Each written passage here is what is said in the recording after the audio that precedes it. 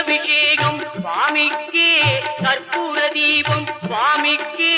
ஐயப்பன்மார்களும் கூறிக்கொண்டு ஐயனை நாடி சென்றிடுவார், சபரிமலைக்கு சென்றிடுவார். சுவாமியே ஐயப்போ ஐயப்போ சுவாமியே.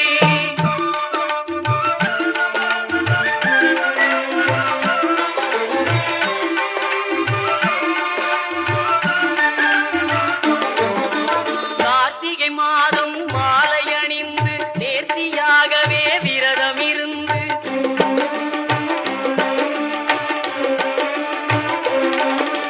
பார்த்த சாரதியின் மைந்தனே உன்னை பார்க்க வேண்டி